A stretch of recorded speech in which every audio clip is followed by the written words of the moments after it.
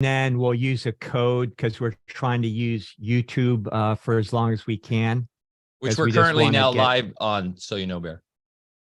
Okay. Awesome. So YouTube is, of course, a mixed bag, and we'll use them as long as we can.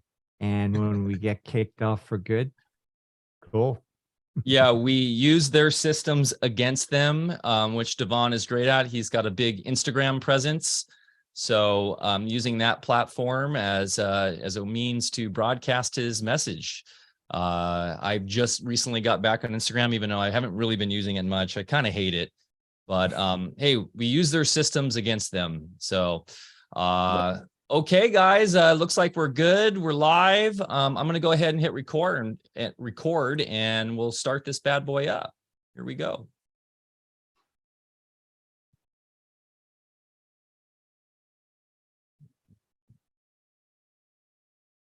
And boom, we're back for another episode of AlphaCast. I'm Mike Winter, and I'm here as always with the Grand Master of the Illumin Ones, Dr. Bear Paul Lando, coming to you live and direct from the great state of Jefferson, where freedom still reigns supreme, here on the Smith River, which is flowing over the banks due to weeks and weeks of torrential rain. Our thoughts and prayers go out to the friends and family down in Santa Barbara and Montecito. I know people have had been dealing with a lot down there. El Nino in full effect. They were trying to say it was going to be a La Nina year. Of course, those pushing the fear, saying that we'll never have rain again. And here we go, tropical rainstorms in California for weeks. The biggest surf we've seen in decades. It's exciting, I think, even though once again, thoughts and prayers go down to those who are being affected by it. But man, do we need this rain. And today, our brother Devon Graham, aka the Black Airbender, is on with us, and we'll touch on weather, I think, a little bit today. He went through a bit of weather with a hurricane recently, but actually wasn't, if I believe I'm correct, wasn't affected by it. And he was actually using some scalar technology to help route the hurricane in a different way. So I'd love to touch on that a bit today, but shout out to everybody who's in California dealing with the weather. Hope you guys are safe and all good. Okay, let's jump right into it. Oh, one other thing too, Bear, real quick, the Greater Reset starts next week. You'll be going live at, I believe, 2 p.m. Central Standard Time for the Greater Reset with John Bush and Derek Bros. This will be our third year involved with this fantastic event. So definitely, please, guys, go. Bear will be streaming from the farm at 2 p.m. Central Standard Time next Thursday after AlphaCast. Please go join. I better think of something to say here pretty quick, huh? Yeah, please go join that amazing event. You can go to thegreaterreset.org. I will be there in person. I will be DJing, closing out the party in Austin Saturday night. There's a concert going on with JP Sears, the comedian. Bear will be doing a set. I know you're familiar with JP. And then Zuby, the phenomenal conscious hip hop artist, will be doing a set, and I'll be coming on to close out a DJ set after that. So you can come join us in person in Austin. That would be amazing to see some Alfa Vedic family like last year was there, and was so awesome to meet you guys in person. So that's all I got. Anything you got before we bring Devon on? No, I'm good. Let's do this. Go ahead, do your intro, then I'll chat a bit. Cool. Devon Graham, aka the Black Airbender and pioneer of Alchemy Breathwork, joins us today. Very excited to get into a lot of our favorite topics: breathwork, alchemy, different electronics in terms of the ether. A very, very fun chat today. I'm looking forward to this. Devon was initiated into, forgive me if I butcher this, is it Bigu or Bigu? Bigu, which is a taoist practice of energy healing and fasting. Quote, what alchemy means to me is turning every breath into gold instead of turning every possession to gold. Devon describes parasympathetic nose breathing as a lifestyle to enhance your connection with all dimensions of reality. Breathing practices offer a versatility of effect. And some of the techniques Devon teaches includes mental breathwork, quantum breathwork, astral breathwork, and color breathing in a system that can be utilized in everyday life. Devon will also introduce us to Scalar Nutrition and a number of other modalities that he employs to enhance the effects of breathing with awareness. The transformative effects of conscious breathing on Devon's own life have fueled his continuing passion to help many on their healing journey, from top athletes to people suffering from illness. Today is right up our alley, Bear. We've done many talks on breathwork and alchemy. And as we said, this is a perfect follow-up to last week's show. We were saying 2023 is the year of the alchemist. As people really start to understand this true science, what a great follow-up, huh? Absolutely. Hey, first off, Devon, thank you so much for being with us. This is going to be a lot of fun for us. We're on the page, same page with a lot of things here, so we'll have a lot to talk about. And as Mike mentioned, last week, we started off the first show of the year with alchemy, which I like the term transmutation, preferably, simply because it can be explained more in Western brain terms. And alchemy, is just too esoteric for a lot of folks that don't understand, what alchemy really is, which is a true, complete science. So we started off by saying that 2023 is a year of transmutation. 2022, I think, was a year of exposure, the revealing of the truth. And now for those that have the understanding, it's time to reach into our potential and use real science and start transmuting. And we talked about how everything in our world, from the elements in the ground to the microbes in our body, out in the soil, the elements in the sky clock above us, are all transmuting one element to the other every single moment. And the real bastardization of science came when we started, let's just say, being seduced into the world of materialism, thinking that matter are these fixed elements, when in fact, everything is always in a state of transition and being, including ourselves being part of it. So, so great to have you here. And, we talk a lot about how we transmute elements for the purpose of agriculture. I know you're involved with that as well. How I do it here at the lab on the farm, to make medicines. How I actually use the same model to work on bodies in my old practice years, and still developing ways to do that. Now you're going to start us off with transmutation, or alchemy through breath, which is about the simplest, most available technology that we all have, and in my opinion, the most powerful. So maybe if you could just start us off by telling us a little bit about your journey, how you got involved with breath work, and then how that alchemy through breath work has led you into all other areas of alchemy or transmutation, in agriculture and all the other things we'll talk about today. So thanks again for being with us, and really, really nice to meet you. This is our first meeting. I know you and Mike have had shared some time together, so it's fun to get to know you.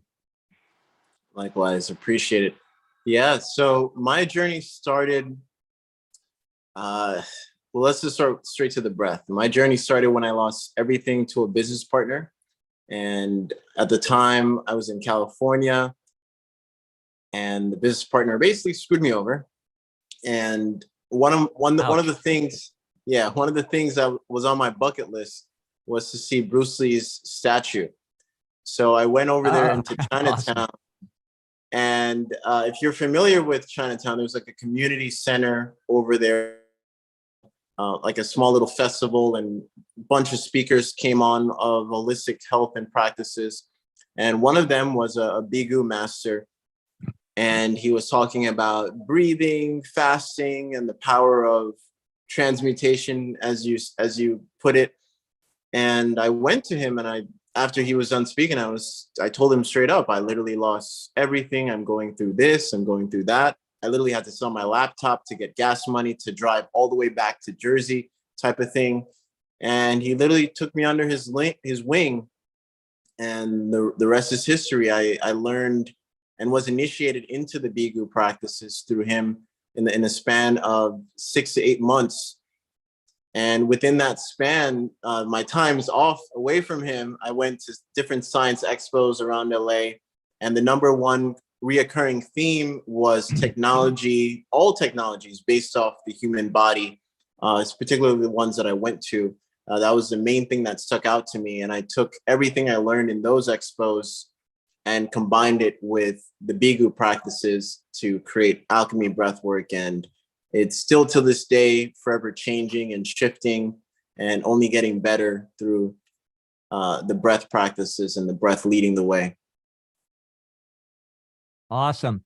So it would be great to maybe take us through different types of breath work if you care to, or you know, the techniques maybe that you've even developed, because I know you've done some unique things, you know, and my years in the martial arts, breath work was always fundamental or foundational, we'll say, to everything we did. And I was taught early on that breathing is a strategy.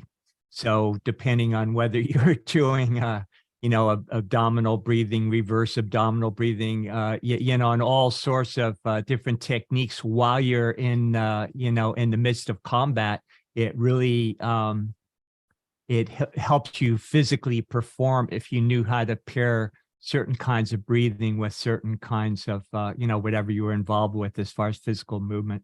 So, yeah, so take it away as far as, you know, maybe share with us, you know, how breathing is actually very versatile and can be used in so many ways. Yeah, so I'll share a practice with something like mental breath work, where I proved in pathwaves when they did brain studies on me that I was just breathing really, and they saw high gamma readings based off the type of mental breath work I was doing, particularly color breathing, where as I physically inhale, as I can feel the inhale come towards me, I can look at a particular color like a tree and say that green healing energy is coming towards me, and visualize the green energy of strings or light, however you want to be creative with it, is coming towards you. And as you exhale, how your essence is going back and forth with that color as well. And there's so many studies on color therapy alone, but when you implement something like breathing that you can actually feel, and you're also not lying to yourself, you know, that's the aspect of the breath, how the breath is the truth, right? So, and they have studies saying every time you tell the truth, your frontal cortex and a lot of brain power starts to connect. So many neurons start to fire and connect. So you can't lie to yourself in the aspect of breath, because you can feel the inhale, you can feel the exhale, and then you can attach something simple as color around you. Color is universal. Even if you're colorblind, however you perceive color, I feel like for colorblind people, it's the easiest because some of them can only see one shade or the other.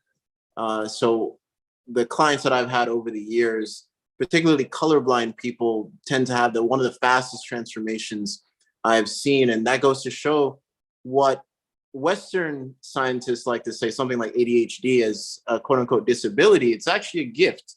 All these things, even, you know, even blindness in itself can be a gift. There's a whole documentary on this painter that says that I can see more than what the average person can truly see. And there's this place in Colorado as well that teach blind people how to see through other visions of consciousness, where they can drive, they can cook in a full course meal.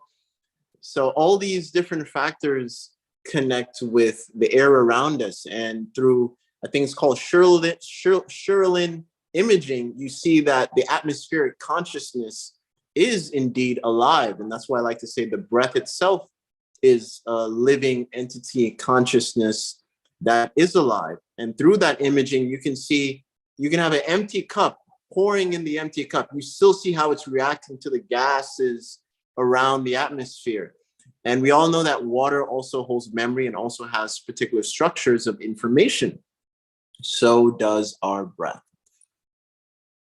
Yeah, you know, I spent a good portion of my life in Hawaii, and there's a term, it's unfortunately been kind of turned into a racial sort of thing, but originally it had nothing to do with that, and the term is haole. So outsiders, non-Hawaiians, are referred to as haulis. And what most people don't realize is hauli literally means without breath.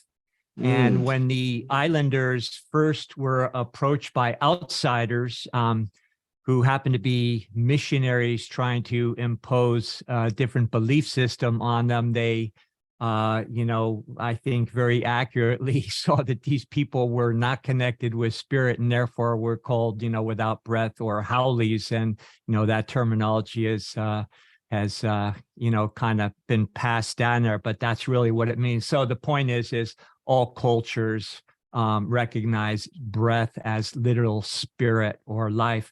In one last comment, and I'll let you continue.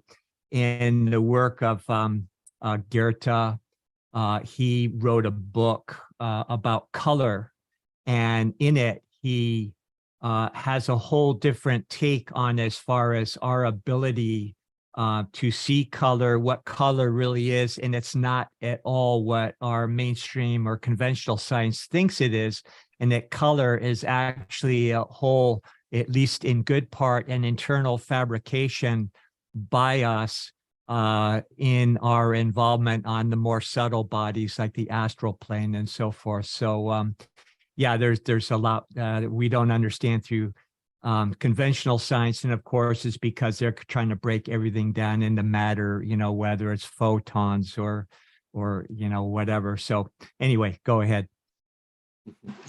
Yeah, to add on to that, and it's a universal language in itself, breath, right? We don't have to say a word to tell if someone's anxious. We can just listen to their breath. We can feel their breath as well. And I've seen that also in certain communities, that they say that you don't need the breath to do this, or you don't need the breath to do that. I mean, even a person breathing around you affects your mirror neurons, whether you like it or not. And that's why I always say the external world will rule the way you breathe until you rule the way you breathe. And to bring it back home, to connect for some people, imagine a movie, or someone's running away. You're watching a video and someone's running away from a particular environment or a particular person. Your heartbeat starts to beat the way it is because the body doesn't know the difference. Even though it's a video or a movie, it's still reading another body. And that's the unity consciousness, if you want to put it like that, that the body does read different types of body languages as well. 90% of communication is nonverbal. Also, breath is also part of that aspect of body, because breath also helps feed the body to move, to compute and interact with everyday life. There is this thinking, I was just going to say, Bear, there's this thinking in occulted sciences that the intake of breath is actually the intake of others' thoughts as well. And that our out breath, the breath of God, if you will, our own I am, our own mental faculty in terms of creation, is actually exposed through the breath. So I think that's a fascinating idea, right? That communally, it's important that when we go in, when we're around our brothers and sisters, to be aware and conscious that we are delivering our own breath to each other and back and forth. And of course, here we have, not so much anymore, thank God, but 2020, everyone's masked, the whole I can't breathe meme and all that, right? That was really interesting to see sort of the black magicians, if you will, or whatever you want to call them, those, the dark occult that were trying to invert reality, using these sort of tactics and techniques to subjugate those because they understand the arcane sciences. And here we are, though, now unmasked in 2023 and starting to really come to understand how important breath is. It's not just the intake of oxygen and that, it's literally our essence and how we create. And I think that's important for people to understand. What's your idea on that, Devon? Yeah, in Alchemy Breathwork, we focus way more on the exhale than the inhale, because the exhale, it's definitely part of our own creative essence. And we realize that, even being around someone, you're inhaling their information, you're inhaling the environment, how you compute. And there's a reason every time you inhale, I mean, we can break it down into layers. Every time you inhale, it actually closes off the valves in the arteries. So every time you exhale, everything opens up, including the connection to the heart, the connection to spirit, if you want to go deep in that regard, or the connection to your chakras. So the deeper your exhale is, the deeper connection you are to the creative essence that is you. Yeah. And if you pair breath in both phases with the creative cycle of toroidal fields, which are basically our thought forms manifesting in, what we think of as matter and experience, the compression cycle that takes the information from our thoughts and consciousness and precipitates our experience on the ground. The next cycle is to let it go, the radiation cycle, which would be what we would consider the exhale. And of course, now this is just literally electric vectors going back and forth simultaneously to create our experience in our world, by our own consciousness. So when we exhale, we're literally reconnecting with source to renew the next frame in our movie in a more perfect manifestation of what source is giving us. And it's so true, when you're begin conscious breathing, the exhale is the thing that, is harder, to master as far as just slowing it down and so forth.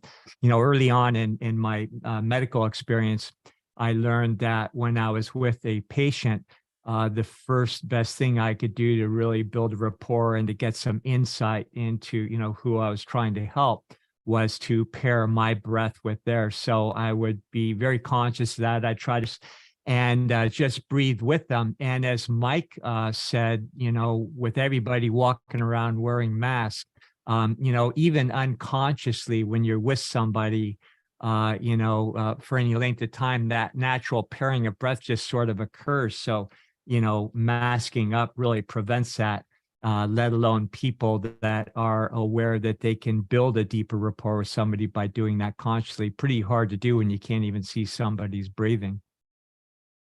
Yeah, even in the CIA, there's something called mirror breathing, where if someone came to you frantically and they're all over the place, anxious, or whatever the case may be, emotional imbalance, you would actually match their breathing. Whenever they inhale, you would inhale.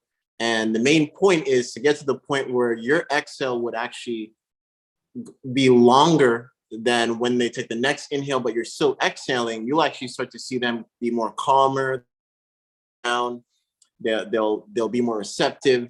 And again, that's how powerful the breath is as a communicator, if you will, to another person, even without communicating. If you want to talk about telepathy, there it is. That's another form of it. Fantastic. So if you want to elaborate to other breathing variations. Yeah. Shoot. Okay. So we went through a little bit of mental breath work. I do want to share another side of mental breath work real quick before we even get to something like frequency breathing we all can do in this moment.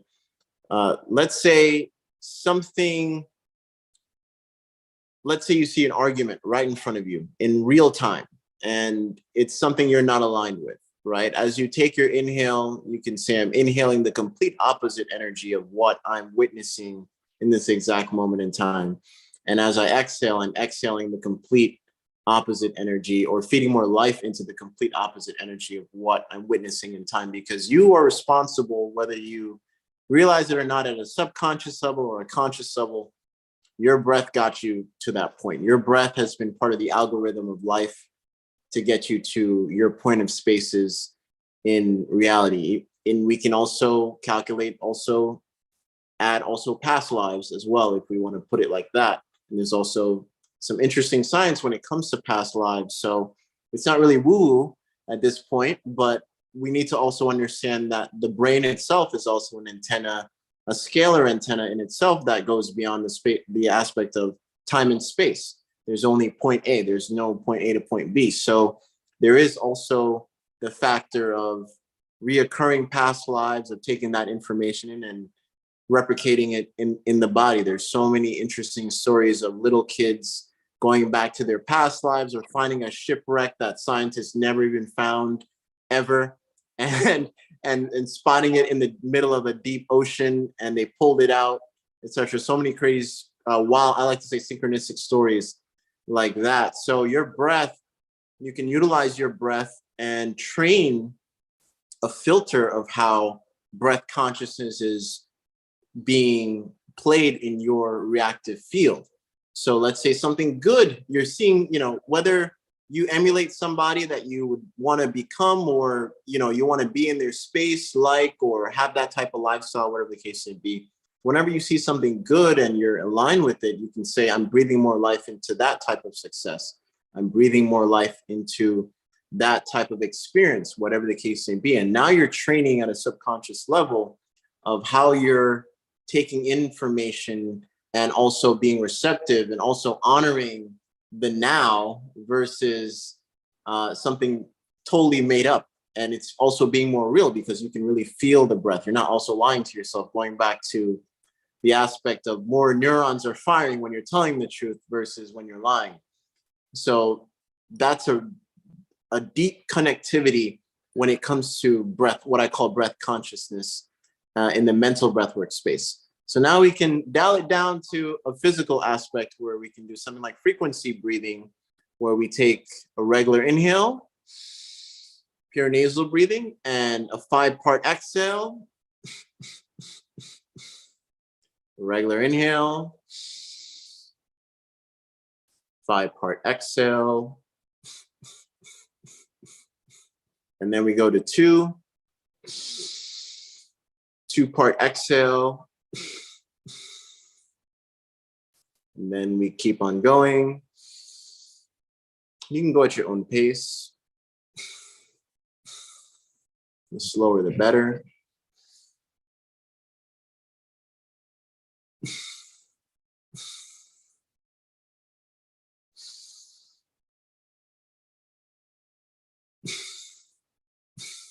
And then we'll go to 8-part exhale.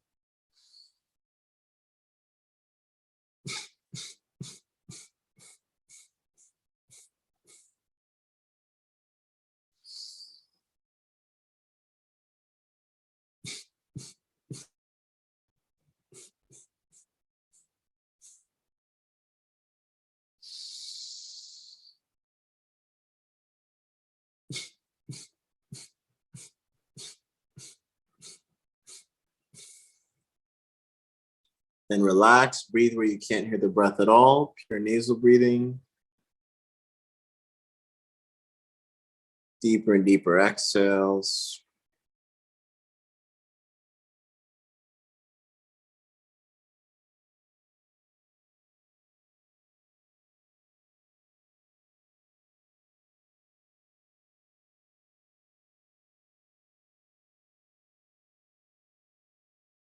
Inhaling what the body needs in this exact moment in time. Exhaling more life into what the body needs in this exact moment in time. And that was a simple output of 528 hertz breathing. And you can pair that up with any type of frequency that you may feel. Wow, cool. So I noticed on your exhale, you're actually pulsing the exhale and not just doing a count. So that's significant, I would assume. Yeah, it's pulse breathing, and keyword pulse, right? That also goes hand in hand with scalar. Anything with a pulse, everything technically has a pulse. Everything is contrasting back and forth, but it's a pulse that is giving life in a sense to resonance, to that item, to that thing. Before any type of religion was made, there was something called animism, where once upon a time, maybe we didn't have certain filters. We could see everything was actually really pulsating back and forth, even down to a particular rock or a stone. Everything was vibrating in real time. And then we fast forward today, scientists now say that, oh yeah, everything is not truly solid. Everything is moving at a molecular rate, right? So that's the aspect of what breath teaches us or reminds us, that contrast, the aspect of contrast is so important to ground ourselves in and to realize how powerful that state of unity is. And the breath reminds us of that contrasting aspect. Can I ask a question? When you're doing that process, what are you doing in your mental state? In my mental state, I'm saying, or just being blank as possible, and letting the breath lead the way. And then towards the end, like I said, you can have affirmations saying that, like I always say, what are you breathing life into? Like, that's one of my main questions I ask everyone when starting this. And it could be different for everyone, you know, especially when you're on your own journey and you're focusing on healing a particular thing, or focusing on manifesting a particular thing, or magnetizing something towards your reality. So that's the number one question I always ask everyone: what are you breathing life into? That's beautiful. When we were hanging out in Miami, actually, that was a wonderful experience where we met in person. Another reason why you should go to these in-person events, guys, because there's nothing like in person, right? Where we're literally enmeshing our breaths together in our consciousness, and so important to go to these. I had heard from some individuals that in terms of your nutrition, that you don't really eat. Is this true? And it would be great to get a little input on your lifestyle and how you've used this breath alchemy for your own nutrition and your own health. Yeah, so no matter what diet you're on or lifestyle you're on, depending on how you're breathing, it can only assimilate going back to photonic energy, but light energy as well. Because the healthier your breath is, or the healthier your breathing patterns is, the more easier it is to assimilate certain nutrition or biophotons.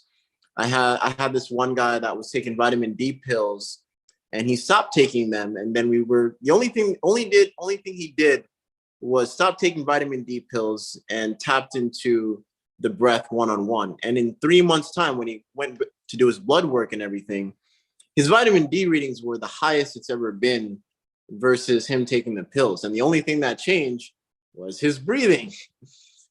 So the deeper your connection with breath is, the deeper your connection is to assimilate, or I think the main word is assimilate biophotons within the air and within your environment for what the sun is providing, or I like to say the spaces within the black hole or dark matter that we're breathing in.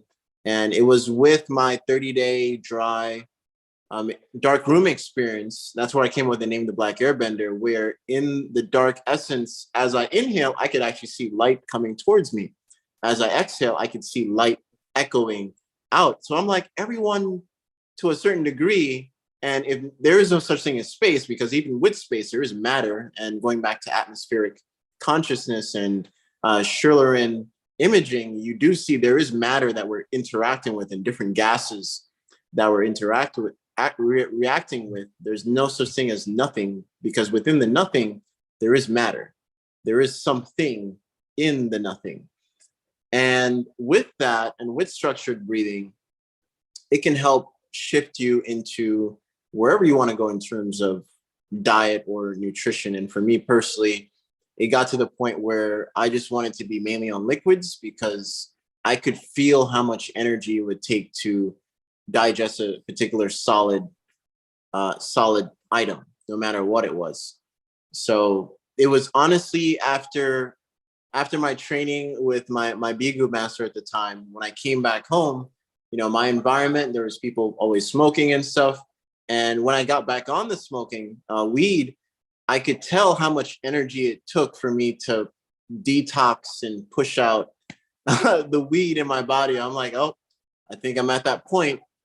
And after I finally got rid of that, I could tell how hard it was to also digest solid material. So at that point, I just gave in and became all liquids. Brilliant. Last week and the week before, actually, we had an individual who was vegan. And I don't know why, but whenever we get into vegan versus carnism, it triggers a lot of people. So we had a little bit of that.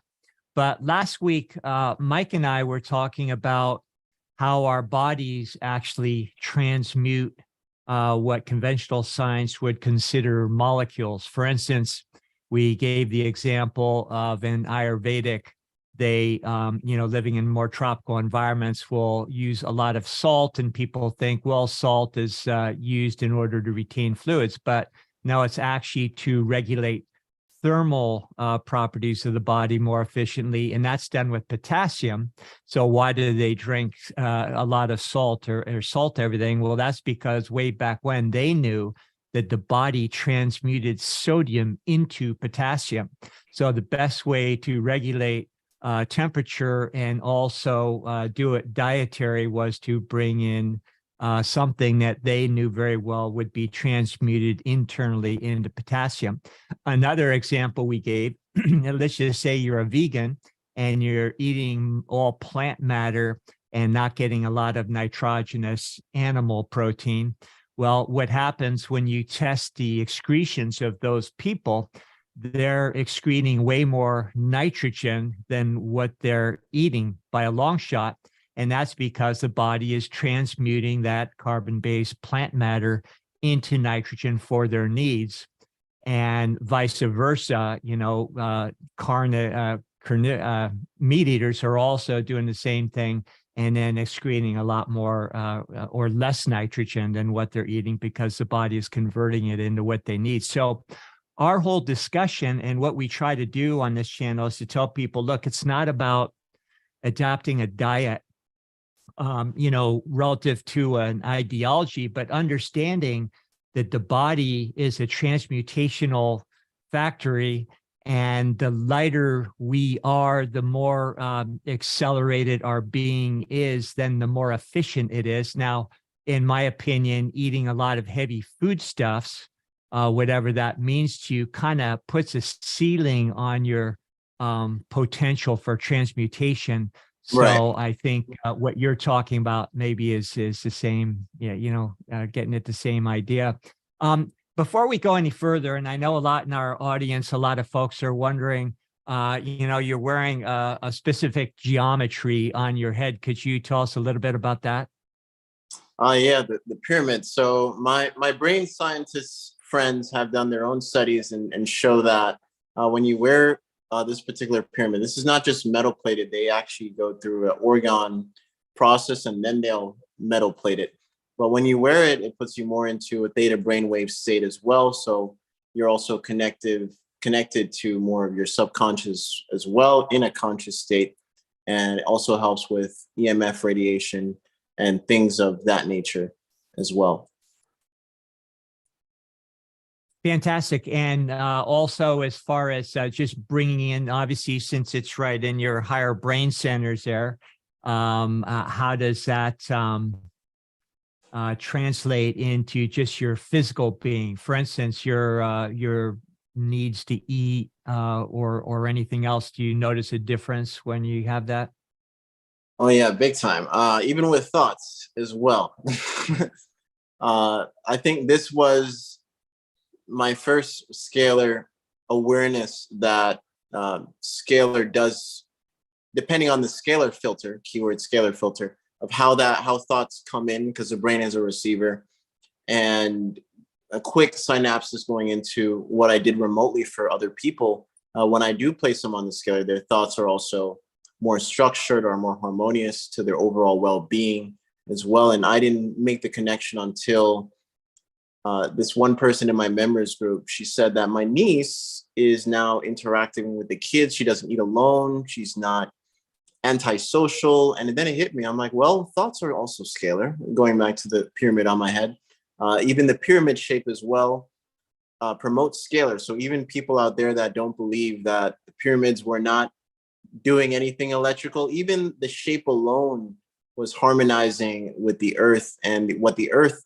scalar energy was giving off to that type of shape was resonating back and forth energetically as well. You can do some interesting readings on that with that shape as well to help preserve either more life, but also structure how the earth, the earth's exhale, if you will, is going into that structure, then beaming out on top into another toroidal vortex. So same thing when you're wearing the pyramid, think of yourself as the earth, and as you're wearing the pyramid, energy is more structured as well. And when you're in certain environments, will also give a biofeedback in that regard. So I just want to put this out, not at all to get technical, but I want to just use it to lead into understanding what this term scalar means. You know, I have instruments that I've used for a long time that are based on scalar, and I understand how they work differently in a body. So if you look at the technical term of scalar, I think what's it mean? Pertains more to magnitude, in contrast to what would the other terminology be? Vector. I can simplify it because it took me a long time thank to you. simplify Please it real do. quick. Yeah. So yeah. So think of you have radio waves or sound waves. Let's break it down. You have sound waves.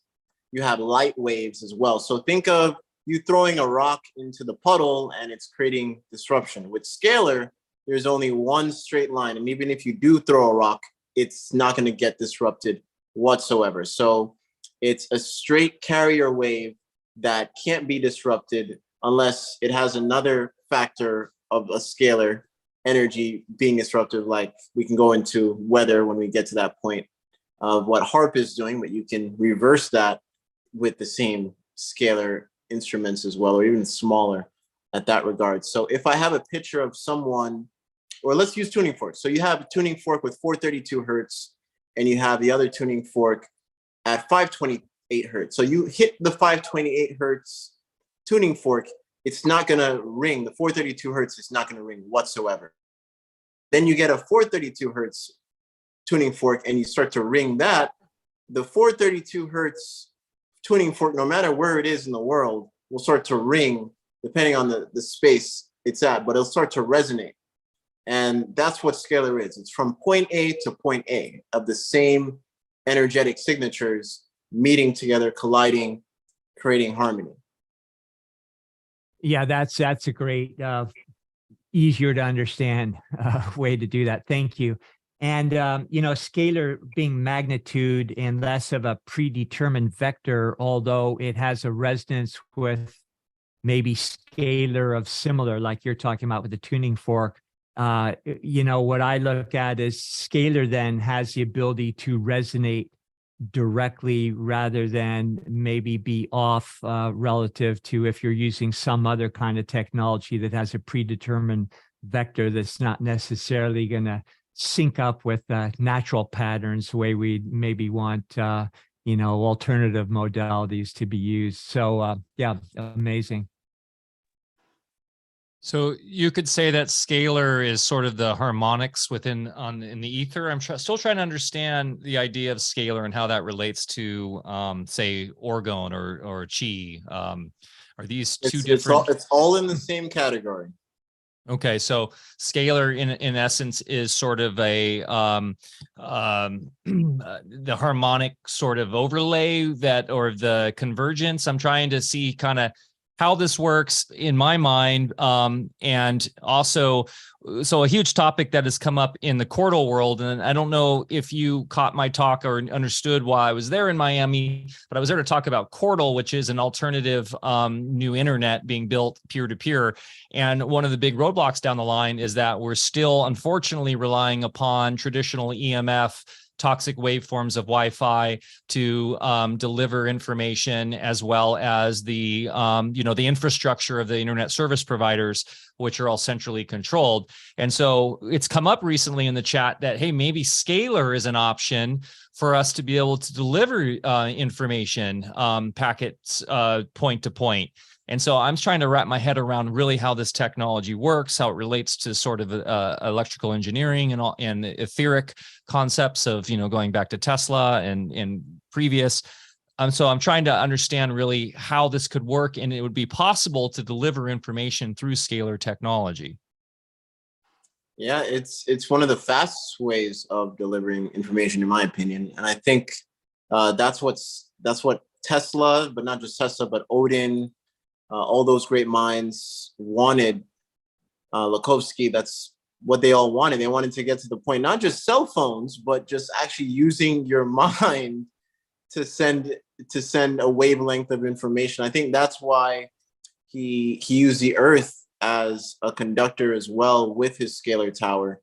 So he could actually envelop the whole entire world with that type of energy and redo what the pyramids were doing at one point, some believed, but literally shift the atmosphere to the point where I've seen certain videos on it too. I don't know where in Czech Republic this is, but if you go up to a certain mountain, you could actually gather and touch the high altitude, and you'll actually see purple electricity starting to react to your hands.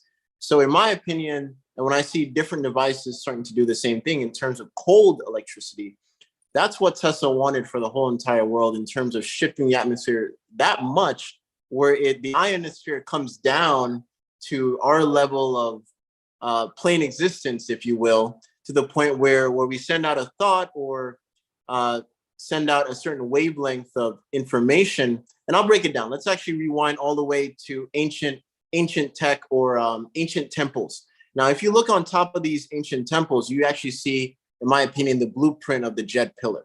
And some say the jet pillar was not conductive whatsoever, but my friends in the live stream world actually proved that it is conductive, where they did a mini model of the jet pillar and ran a metal pen and turned on the conductive plate, placed the jet pillar on top, and you can actually hear the jet pillar reacting to different frequencies as you go up the different lengths and the different quote unquote Osiris' spine of the jet pillar and react to different resonances. Well, it can't be a coincidence that China has a particular temple on top. It looks like a jet pillar. All the way in Russia, there's an old temple on top of it. It looks like a jet pillar. And maybe once upon a time, they were using these as communicators because they had this similar wavelength of frequency. And when they were on, so to speak, or maybe the atmosphere was more energetic, if you will, just like I explained with the electric resonance, that they can send information by just being in the temple to another place in China or another place all the way from China to Russia without wired technology whatsoever, utilizing the mind in that same type of frequency, if you will, because we do know for a fact that some of these ancient sites were built on particular frequencies. Even in Greece, even those ancient pyramids themselves were built on particular frequencies. And when you have sound resonance, then you create a scalar effect, making it quote unquote more alive. And the sound is reactive. It's literally reenacting a pulse, just like we did with the breath. It's giving off that pulsating effect, making the atmosphere or the place more alive. But when you have that sound resonance going on and you have the electric resonance coming in unison, now you can send waves of information and using the scalar as a carrier to that temple or to another place that has the same exact jet pillar, receiving that information and showering either other people or other monks or other practitioners with that same energy as well to communicate. Yeah, and the technology that you're describing is exactly duplicated in our brain structure with the cerebral cortex to the hindbrain. And then, of course, when you get into astro theology, and the constellations, it talks exactly about how those impulses are transmitted sequentially through our physical temple, our body, starting with those higher brain centers, with a mimicking or a holographic representation of everything you're describing. And yeah, absolutely, they knew about all this stuff, and absolutely they still do. Otherwise, they wouldn't be talking about implanting brain chips and things that are going to ultimately override our natural inclination to develop the abilities that we already have inside of us. Yeah. So I have something called like the scalar stickers that I have on my site, and we place those scalar stickers on every scalar devices we ship out. And today it occurred to me, I'm like, well, the scalar sticker is on my scalar and it's on every scalar all over the world that we shipped out. Let me get a reader device, and it was actually giving off electrical impulses. The sticker itself was giving off electrical impulses. I'm like, well, I'm not surprised, but why didn't I think about doing this earlier? But it just goes to show you that the energy is being reciprocated in that regard. And I know it's really hard to read scalar, but that just shows you a sticker is giving off that energy. That's amazing. Amazing. Yeah, the Antiquitech always is fascinating. We've had, people talk about Tartaria on the show, and really with the cathedrals, and obviously with the pyramids, and obviously geography plays a major part on the ley lines, and also the geometry, of course. And like you look at the Russian cathedrals and temples, how they have sort of the egg shape on their spires versus the Catholic that has the point. And from what I understand is it's all about capacitive inclusiveness. And Dan Winter talks a lot about this. I'd love to have Dan on the show. I don't know if you're familiar with Dan's work, but yeah. They're showing this stuff to actually, they can measure it, and they show that this is in fact a means of transference of data. So really, it's about going back to the internalization, understanding we are the great technology. We don't need to externalize through digital tech. And that in the end is where we all need to get to. And as Bear said, of course, they're pushing the transhumanism side to get us farther away from that. And what I love is with the scalar tech, you're bringing it back to us as the great technology, and these are just tools, right? That's my main point. Like I'm telling everyone, they're not creating scalar. It's just giving you more access to scalar. So depending on where you are at internally as well, also is a factor of how far you can take the whole scalar experience. And that's why I give, no matter if you buy scalar water or scalar stickers, everyone gets a scalar and breath journey for free, because it shows you how to utilize the breath and different scalar movements together, and not just rely on the product, but harmonize with the product with your own internal journey as well, which is super important. So breathing, I'm still convinced is the most powerful thing we can do. And, just when I'm in a conversation like this, I notice myself just consciously breathing, better. And so what is it, and I've had a lot of practice over the years with a lot of the things I've done, but you still get amnesia throughout the day. I'll find myself just doing something and a little voice will come on and say, breathe, and I go, oh, I wasn't breathing. So what is it that's so tough about just remembering to do the most important, free, easy to do thing possible? It's also about having fun with it. That's another thing, if you want to say pride, but that's another thing I focus on with Alchemy Breathwork, is having fun with the breath, and not just the breathing practices we do, but we also make something like subliminal breathwork music, where I thought I'd be embarrassed or made fun at. But it was until my friend's uncle was in the hospital and he was on a respirator, and I had made it a very long time, even before my whole ayahuasca experience too, which also coincides with the subliminal. I'll get into that. But when he was on the respirator, they actually played my subliminal in the background. They finally turned off that television in the hospital and finally just had that looping. And then when he got off the respirator, he could do the exact same breathing pattern that he was listening to with the music all this time. And then when I had my ayahuasca experience, I was doing breathwork for the whole 10 hours, and everyone towards the end said, just hearing you helped me push through, just hearing that push through. So even in my in our group sessions, I even record some things like the fasting subliminal breathwork track that I put up on YouTube. This wasn't rehearsed, this wasn't even planned, but for some reason, everyone in my breath group was fasting that day. So I was like, well, we're literally breathing into the energy of fasting right now. So we might as well, I might as well use this recording. And I actually implanted it into the subliminal breathwork. And the comments I'm so flabbergasted when I see those comments and how they're reacting to that energy of different styles of breath and the intention behind the breath and utilizing that. So even listening to something like subliminal breathwork music also, in my opinion, also counts as doing the breathing as well, even though you're not doing. But going back to the mirror neurons effect, listening to deep breathing like that, conscious breathing like that, it can only help at a subconscious level as well.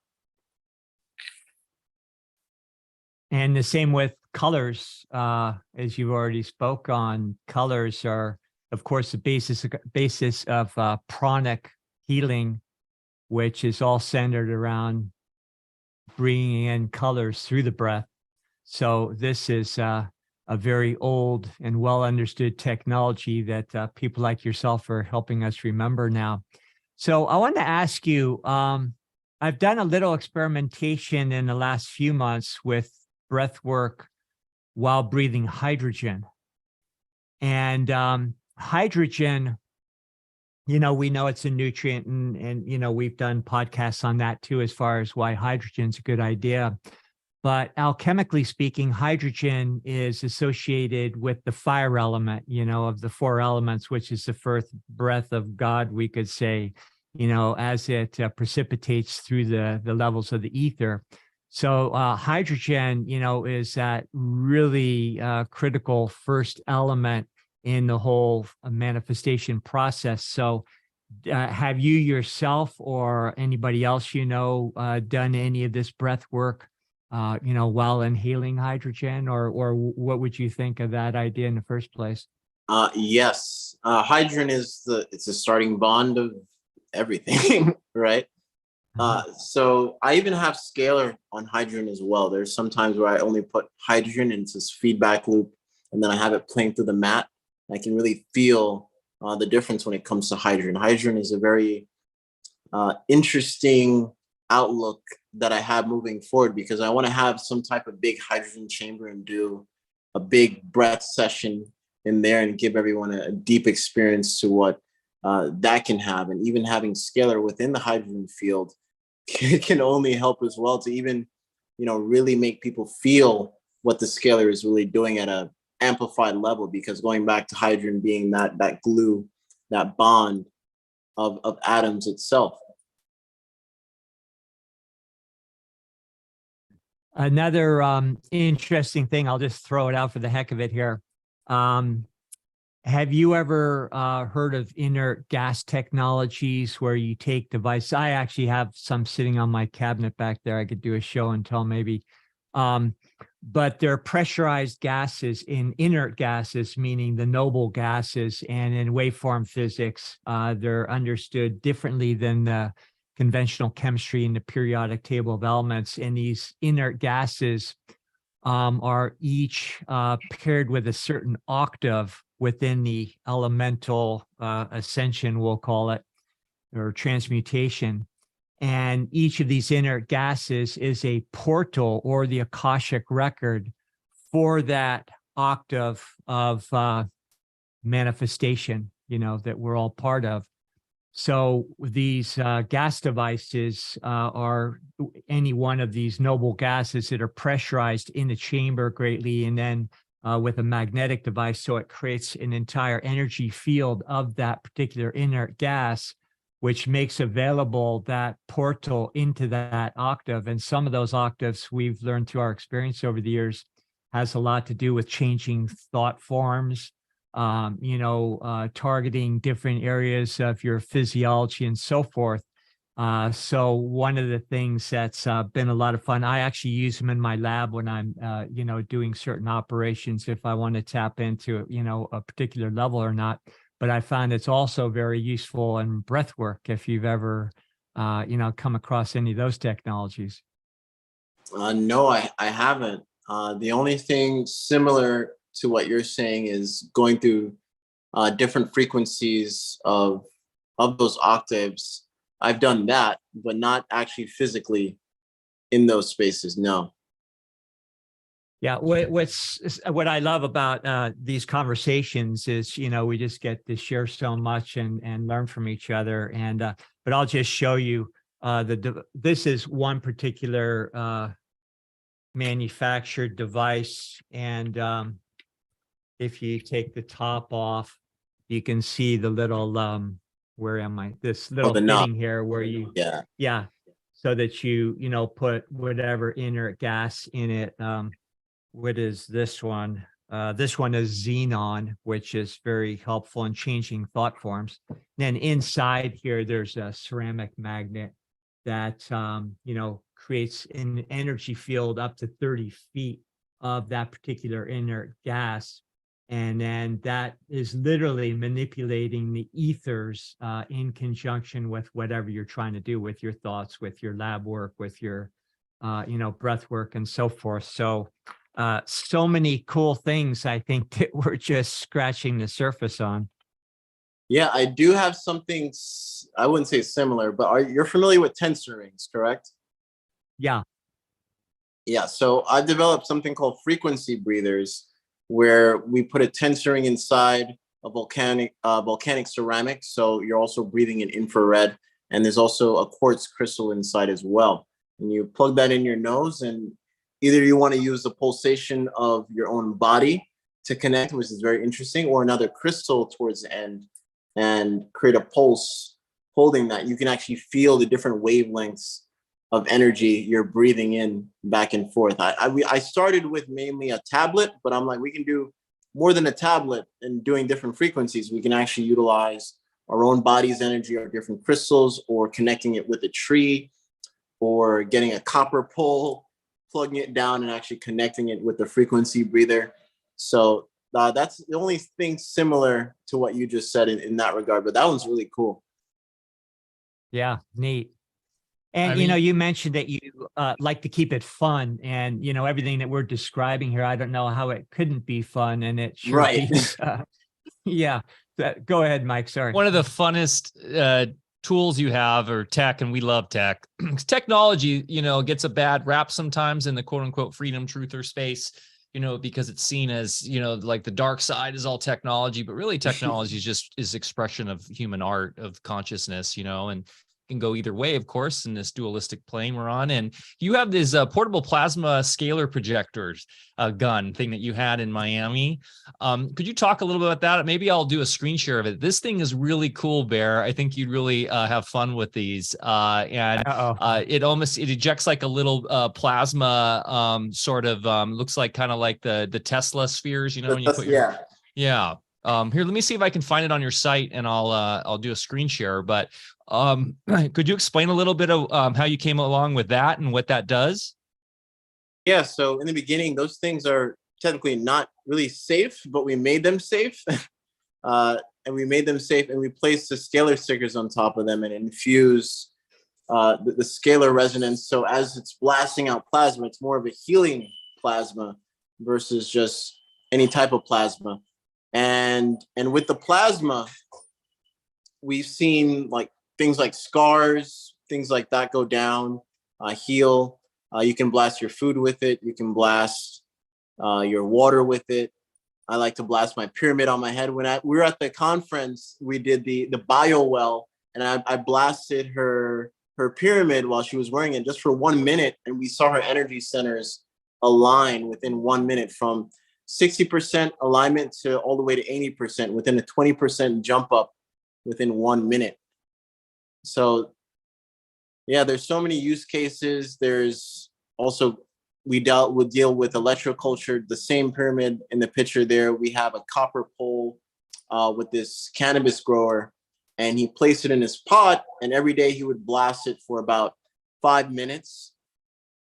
And you could see a huge difference between the plants that he grew versus the plants that were not scalar projected whatsoever, and the thickness in the stem, and the darker the leaves are as well. So you could tell there's more chlorophyll as well in those plants.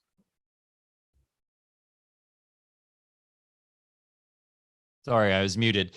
Is the idea here with this, and because we understand that, as you were saying earlier, there is no space, empty space. It's, plasma is, really the sort of a carrier wave of within the ether.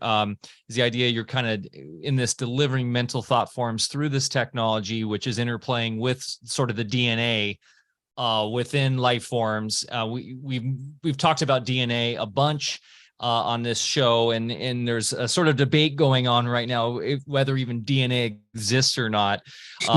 But in terms of DNA, Bear explains it as being a bipolar or an antenna. Bear, what do you call it again? I'm sorry, I'm blanking. Yeah, it's a dual impedance antenna. And I understand a lot of the debate going on relative to, does DNA exist the way we think it exists? I think it's in a form much different than what we believe. I also think it would get into some of the things we're uncovering about the properties of water as far as how DNA works.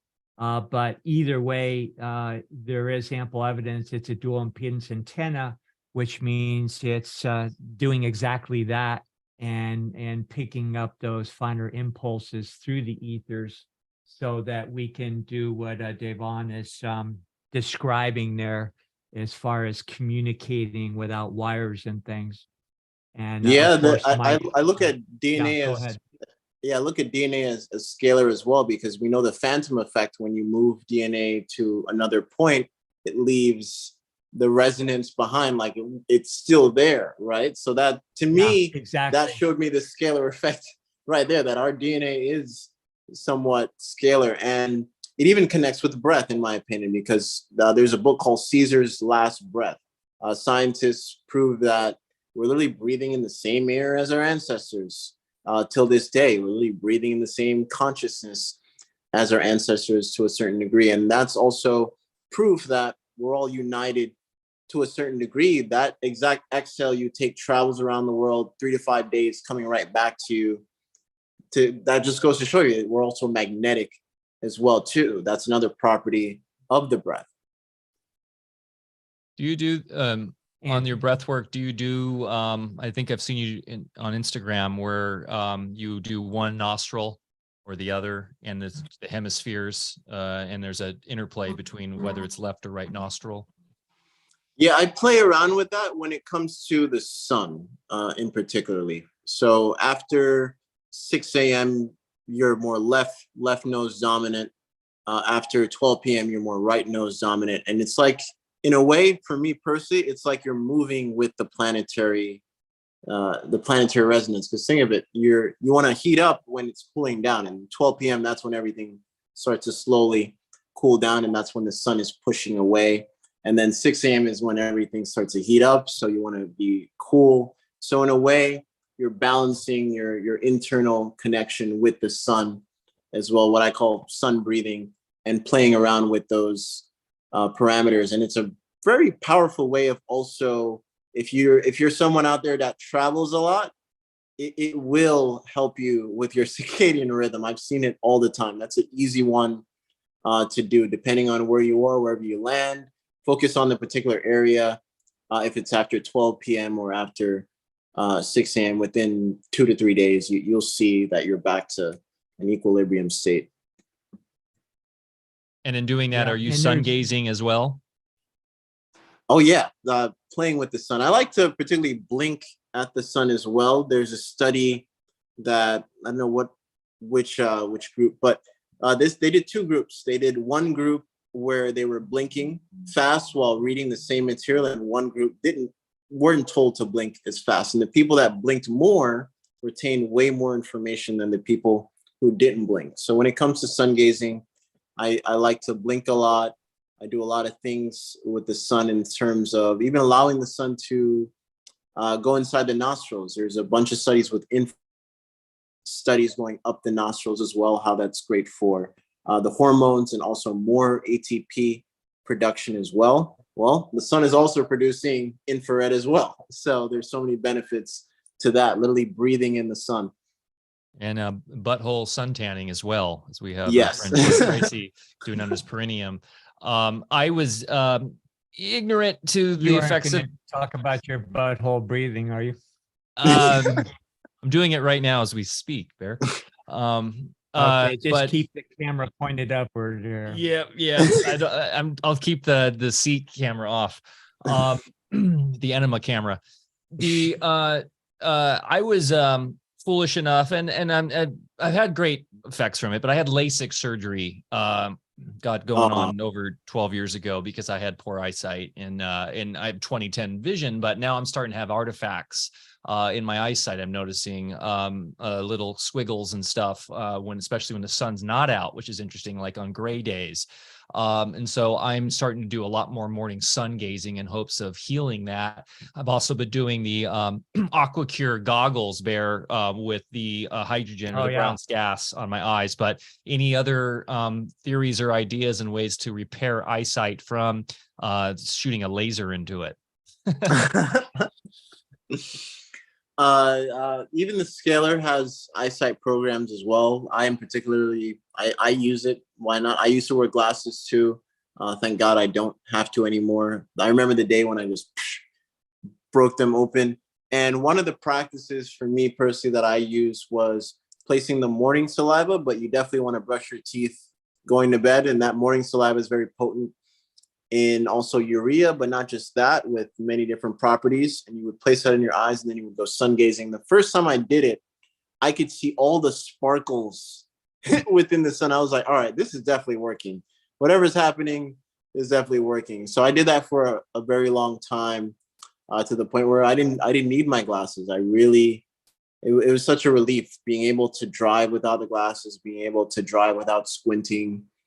That plays a big factor. And also nasal breathing in general also helps with eyesight as well. You know, as more nitric oxide gets filled straight to the brain, a lot of people say, oh, I feel like my vision is crisp. One of the reasons is because you're aiding more nitric oxide also to the bloodstream, but also to the iris as well. And your sinuses don't just go from on your eyelids, but it also goes all the way up to your brain. And when those receptors are being replenished with more nitric oxide, it's also echoing into the iris as well. Go ahead, Bear.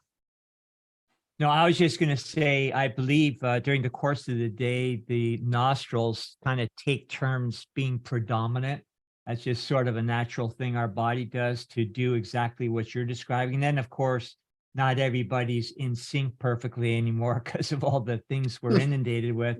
So it's nice to coach things back into, where all these things would normally be automatic. Just a quick anecdote. I wore glasses starting way back when I was a kid for baseball. And when mom noticed my batting average was dropping, and then, glasses did the trick. And so I wore them through most of my adult life. And then 20 years ago, I started sun gazing, and I worked all the way up to the full, like 44-minute kind of thing, and did it ever since, and threw away my glasses. Still don't wear glasses to this day. And I was, kind of nearsighted and all that kind of thing, but they're fine now. So the sun gazing does do that. The last remark about sun is that the sun itself has all the, in that plasma projection, it has all the informational fields of every life form within this realm. So when you're sun gazing or breathing in that information, using prana, through the breath as a vehicle to bring those informational fields into your own being, then you're getting downloads that are unimaginable. That's amazing. And people that in the chat are mentioning that they're in gray areas, the UK or up in Seattle, but I was stressing that it still doesn't matter. The sun's still there. Right. The informational fields are still coming. Interesting. You said, Devon, you mentioned real quick, you mentioned the golden elixir of life, urea. Here we go.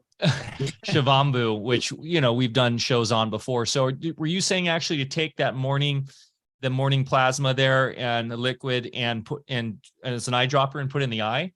Oh, I was talking about saliva itself. Okay. But yes, even saliva itself has urea. So everyone's doing urine therapy, whether you like it or not. It's in there. Very good. Very good. I got to try that. Thanks for that. We had mentioned earlier in the beginning of the chat, relating this to one of our favorite pastimes, agriculture, which is the fundamental basis of Alfa Vedic. And I noticed recently on your Instagram, you had taken a tour to a farm in actually over by Jim Gale, by his farm, kind of. I always pronounce the name of that town wrong there in Florida. Okeechobee. Yes. Okeechobee, which is close to where Jim Gale's whole operation is. I don't know if you're familiar with Jim. Yeah, I've been trying to get in contact with Jim. So definitely spread the word. Let him know. We'll put you in contact. I talk to Jim all the time. But could you elucidate a little bit on what you were doing there with your scalar tech on the farm? It was really cool. Yeah, so the portable scalar, it's more ideal for my friend in particular because we had the computer over there, and he's not too tech savvy, and I can't drive 2 hours back and forth to Miami all the time. So for a birthday gift for myself, because he was one of the mentors that helped me when I was in Jersey as well, when no one else did.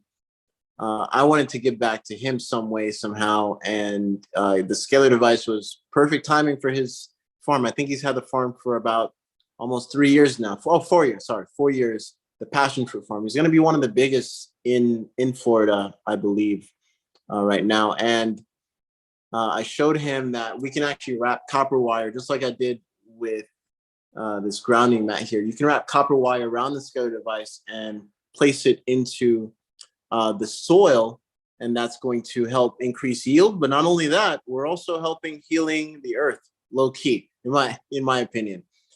Because from afar, we started with pictures, and he's seen that some plants that has fungus, they're actually they're fighting off the fungus, which he was still skeptical about because he's very old school. So I finally went over there and placed a physical scalar now into his soil. So when he starts seeing even more results from it, it's undeniable that scalar is definitely helping heal not only the earth, but also increase his yield as well.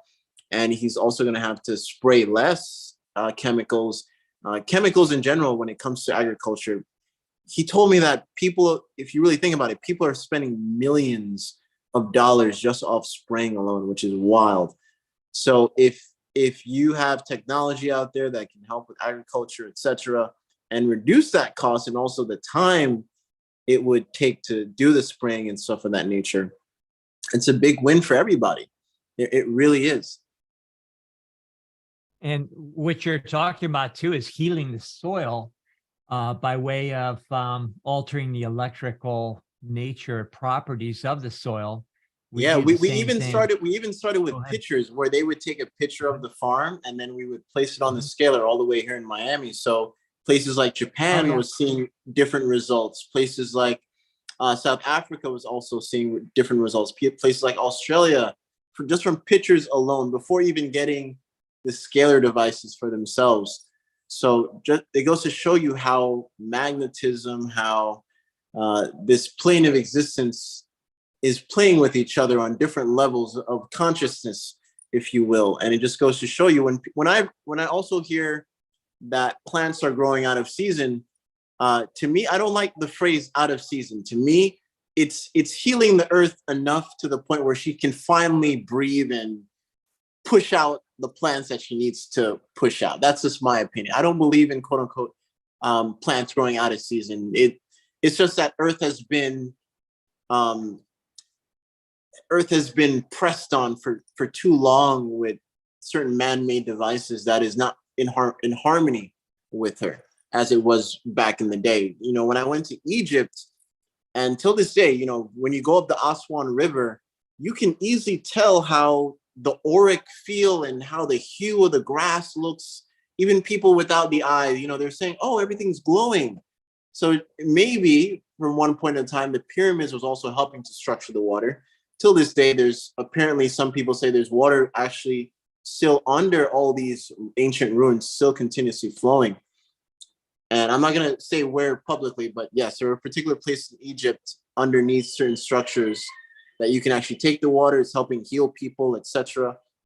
But it's also helping to heal the soil as well. They understood building certain structures with the earth's help was also helping earth, but also helping themselves as well. We need to go back into that understanding of consciousness, and when we build certain structures and when we build certain technologies to make it harmonious for everybody and also the places that we live. That's like the OG permaculture right there. Yeah. And you're describing the science of biogeometry too, as far as putting an image of the soil And, right behind me on my desk here, there's an individual that I did a little bit of work with. And his geometry is on the instrument back there. It's biogeometry. And certain things are being projected to him right now just by way of the photograph. And it works amazing if you understand how it works. It's more scientific than any other instruments or anything that we use in conventional medicine. Yeah. So the other thing I was going to say, you're talking about saving money, not having to use pesticides, but also when you really tune into the electrical properties of soil, you don't have to dump tons of fertilizers, organic or otherwise either. Things just grow on their own. That's right. Devon, please. Geometry there. Yeah, speak so that you pop up and they can see that picture, please. Oh, okay. Yeah. So we place someone's picture here and we place the geometry over that picture and we place it on the actual scalar. So even the geometry alone by itself is technically scalar as well. But then when you have it on the plate, it's just infusing, you can call it magic or just infusing just more harmony within the person and that picture. And that's the same sticker, by the way, that I was telling you without that person's picture on there, that when I got the reader and went up to the sticker, it just went off like crazy. This is a biogeometry device. I don't know if you can see the lines on it, but yes, it's very similar to what you just held up. And this little instrument, you can put any kind of substance or image here, and then you can actually measure the amount or the intensity of resonance. And we do that in different procedures for different reasons. But, of course, the individual who pioneered biogeometry, which is the latest version of radiesthesia and very advanced. He just came out with a new book, by the way, Michael, that Doria was telling us about. Yeah. I just started reading it last night, so I'm excited about that. There's going to be a whole sequence of the physics of quality, and this was volume 1 that was just released. So anyway, with biogeometry, all we're doing is proving what that culture, in Egypt, was aware of. And Dr. Karim is Egyptian and has access to all the inner chambers of the pyramids and things because he's recognized by the government as the real thing. So, all these things are resurfacing. And, the great thing is you don't have to go to the pyramids in order to utilize that technology. You can do it right in your own home.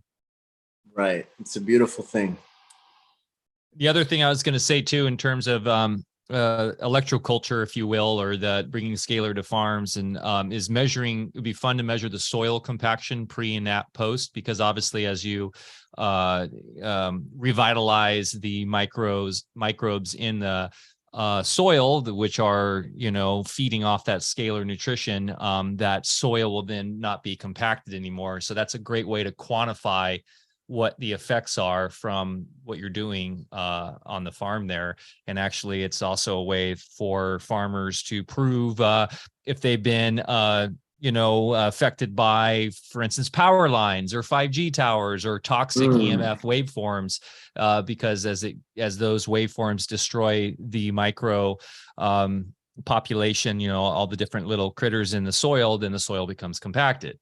So that would be really fun to do those pre and post studies, so that those in the more Western science mind that want to see that sort of information could show them that this stuff is really real and it works.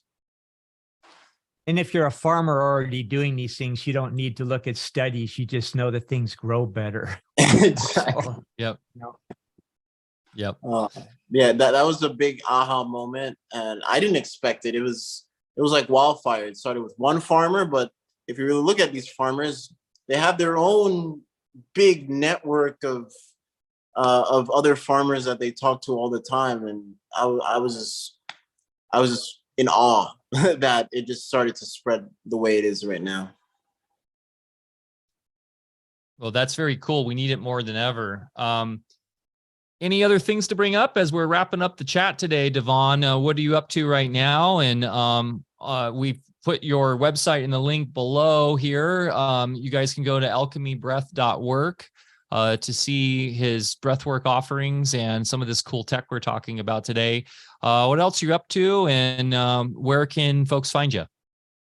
Yeah, the same website. I'm about to step into Slovenia very soon in April. So if you want any info on that, I'm actually going to the Bosnian pyramids, and hopefully I can bring my scalar devices over there, because when I went to Egypt, now it's at the point where you have to pay the government and do all types of stuff to do anything. You can't even sit down unless it's like a big event or you're part of a particular group. So my friend, she knows the owner of the Bosnian pyramids, and I have free reign to do whatever I want. What's interesting with the Bosnian pyramids is technically, I think they call it like a flat iron mountain. And that particular space, and they do have proof that the negative ions in that space is off the charts. I think it's over like 9,000 something. So yeah, I'm just really curious to see how the scalar would react to it. I wanted to go to the Itzinitu pyramids in Mexico a couple months ago, but I didn't get a chance to bring the scalar over there. And I had some funny interactions at one of the ruins. So I don't think I'm allowed to set foot back over there again. Yeah, be on the lookout for that. Definitely join the Breathful newsletter for any updates on events, any one-on-one or group events that we do. And any questions you guys have, you can reach out to me at devon@alchemybreath.work. And on Instagram, the Black Airbender. Devon, great talk. And this was a lot of fun. I see already probably we need a part 2 down the road sometime. Definitely want to check in with you after you have your Bosnian experience. That's a very for sure. That would be a fun. It's my first time finally touching Europe, so it's a dream come true. From literally where I started to where I am now, so it's a big aha moment for me as well, and a blessing. Sweet. That's awesome, man. Yeah, let's plan on having you on after you get back, and we can have a download of your experience there. And that'll be a lot of fun. You said you're going there in a couple months? Yeah, in a couple months. Cool. Well, I'm looking forward to playing with some of this tech on your site. I'd love to get one of those plasma scalar projectors. So guys, you can go to the blackairbender.gumroad.com, or you can just find it all through his site, alchemybreath.work. there. And yeah, a lot of fun stuff here, and really appreciate you, man. You really embody the spirit of what you your words, you're living it. And when I got to meet you in person, one final thing, it was kind of cool to see what you were driving, man. You also appreciate divine opulence with that badass vehicle you got. Thank you. Yeah, man. There's Can't leave us hanging there. What kind of vehicle is this? It's a 2220. It's a C8. And it's a Stingray Corvette. Stingray Corvette. Oh, you're kidding. Wow. Yeah. Amazing. And, a lot of times people in the quote unquote spiritual realm have this idea that possessions are to be, to look down upon. And Bear and I are big fans of what I call, spiritual opulence or divine opulence, excuse me, in that the idea is that when you are walking the way and you're living the way, the natural flow of life is abundance. And you can appreciate man's creations through God, of course, God's creations through man, excuse me. And something like that Stingray Corvette is exact representation of that thing. That looks like a lot of fun to drive, man. And that was really cool to see you shooting down Miami Beach with that vehicle. Yeah. The original muscle car. Yeah. Thank you for saying that. I think that's very important in terms of grounding and honoring reality for what it is, not what it could be. It's here to either have fun with, demonize, or whatever you make it out to be. That's the point. Beautiful. Yeah, Beautiful. lack is another one of those mythologies that is dying a slow death here. And of course, the other side to lack is not being wasteful either. In the more elevated realms, there's everything on demand, the exact amount you need. And if you need to drive a car on, within this realm, you get one, but you don't need, 16 of them either. Right. Yeah. So, so why not? And it's the game we're playing now. So, we just need any vehicle we need, including our bodies, in order to do our work on behalf of spirit. So, Devon, this was a remarkable, meeting with you. Thank you so much for being with us again. And I can't wait to hear about your next experiences. Thank you, guys. Have a breathful day. Absolutely. Thank you so much for everyone in the chat. It was a very lively chat in there. You guys can, of course, watch the replay on Odyssey. We are on unite.live as well as YouTube. And this will go out as an audio podcast as always on Podbean and everywhere you can find podcasts. Thanks so much for all your support. Go to alphavedic.com and to find out more about our products, as well as our Telegram, t.me/AlphaVedic is always popping off. And our new platform will be launching on Alfa Vedic very soon. But for now, you can join us on patreon.com/AlphaVedic. Love you all. See you next week. Remember to get outside, get your feet in the dirt, go grounding, go plant something, go for a hike. Mother Nature is our best teacher. Show her some love. We love you all, and we'll see you again next Thursday. Peace.